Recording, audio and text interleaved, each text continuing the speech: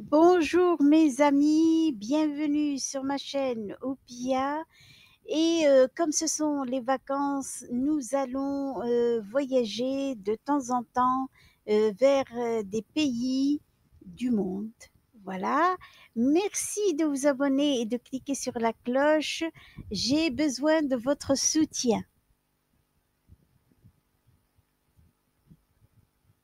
Chut. Connaissez-vous les villes impériales du Maroc? Eh bien, je vous invite aujourd'hui à un voyage dans le temps, au cœur du pittoresque, du beau et du mystérieux. Une belle histoire de ce Maroc qui s'écrit à travers ses villes, à chaque fois qu'une nouvelle dynastie a pris le pouvoir et a fondé une cité. Chacune de ces 4 villes fut fondée par une nouvelle dynastie afin d'être la capitale de son royaume. Leur histoire ainsi que leurs monuments millénaires sont un grand héritage de ces glorieuses dynasties passées. Des images que vous avez de la ville de Fès, la tannerie à gauche et vous avez, si vous voulez, le patio d'une mosquée à droite. La première ville du royaume est Fès. Elle a été fondée par le sultan idrisside Idriss Ier entre 789 et 809. Elle a été la capitale des dynasties idrissides, mérinides, ouattassides et alaouites.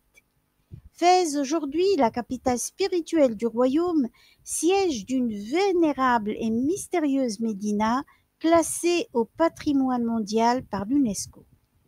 Elle cache entre ses murs de nombreux trésors architecturaux, médersas, qui sont des écoles, fundouk, caravansérail, riad, maisons urbaines traditionnelles, et de somptueuses maisons comme Dar el-Mokri, ou encore des palais comme Palais el-Mokri, el-Nebi, Jamaï.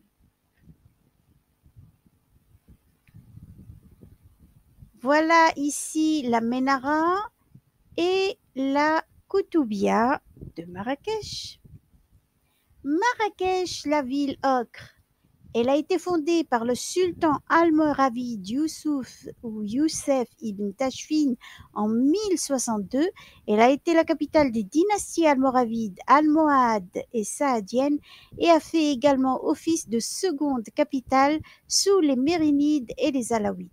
Nommée la Cité rouge ou la Cité ocre en référence à la couleur rouge d'une grande partie de ses immeubles et de ses maisons, elle compte de nombreux trésors d'architecture, entre autres la mosquée Koutoubia et les tombeaux des Saadiens. Ici, nous avons en haut la tour Hassan.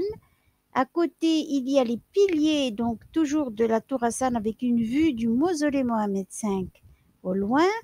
Et vous avez en bas Sheila, les vestiges donc de Sheila. Et vous avez une ruelle de la Casbah, c'est à Rabat. Rabat ou le camp de la victoire. Elle a été fondée par le sultan almohade Abdelmoumin en 1150 et agrandie sous Yacoub al-Mansour dans le but de devenir sa capitale.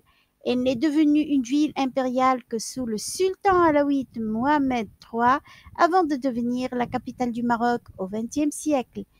La capitale est dressée face à l'océan, on peut y visiter les vestiges de Sheila tout en admirant le mausolée Mohamed V, la tour inachevée Hassan ainsi que la Casbah des Oudayas, un fort royal de l'époque berbère qu'entourent des jardins. Nous avons ici Bab Mansour en haut et un paysage désertique un petit peu, mais où il y a des oliveraies.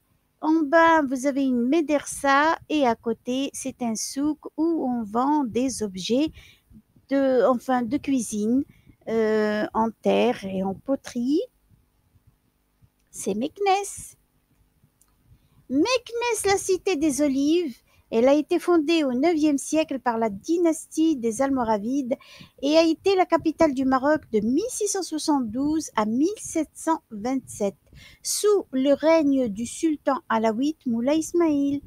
Meknès, la puissance du sultan Moulay Ismail, vous présente une architecture enchantée qui vous transporte vers une époque très lointaine, symbolisée par la porte Bab el-Mansour. Mais il y a d'autres trésors qui sont encore cachés.